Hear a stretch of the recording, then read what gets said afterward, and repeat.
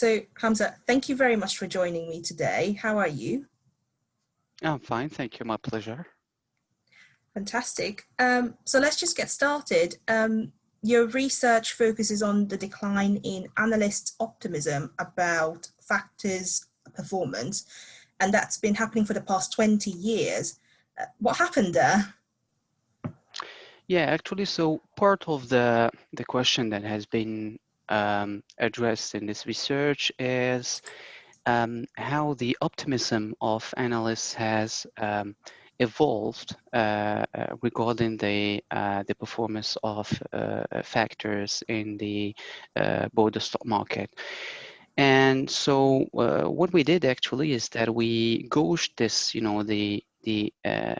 the optimism or the opinion of the analysts about factor performance based on the stock recommendations they disclosed through the target price that has been set by them into mainly two regions, North America and Europe. And then we've aggregated this opinion actually in order to assess, let's say, their opinion on the performance of factors. And what we found is that the analysts are still optimistic about the performance, not all of them, but they're still optimistic about the performance of some factors actually.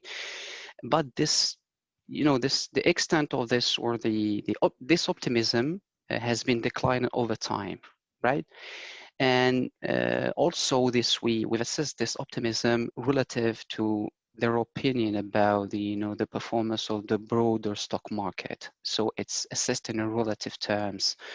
So what we found actually is that if you take, for instance, the low volatility factor, so the defensive stocks, mainly analysts have been pessimistic about the performance of those stocks in North America, which contrasts actually to their opinion in Europe. So that's one thing. And conversely, in Europe, they've been very optimistic about the performance of value stocks, for instance. They've been very optimistic about in both regions in North America and Europe about the performance of small caps, for instance. But when you look at the momentum factor, which conveys somehow say the characteristic of stocks that have been performing over the previous 12-month period, the analysts have no established or confirmed opinion about the performance of this factor, in the sense that their opinion changes depending on the how this factor evolves. So that's mainly the main findings relative to this question. But of course, a majority of quants do find it harder to find their edge today than 10 years ago. Do you have the same experience? Yeah, I wouldn't put it this way actually, because of course, the job of quantitative analysts has, tremendously changed over the last couple of years actually, and the most challenging thing for quant analysts is to adapt themselves to the new context of the market. So for instance, I would say 10 years ago, I would say the prevailing thematic in the quant world was about pricing derivatives, hedging derivatives, and assessing the underlying risk, etc., etc. And today, I would say that the new thematic is all the the issues around artificial intelligence, and also around the sustainable investing and I think that quant analysts have the duty and the responsibility to find their place in this new world and to adapt themselves in order to be more proactive in responding to the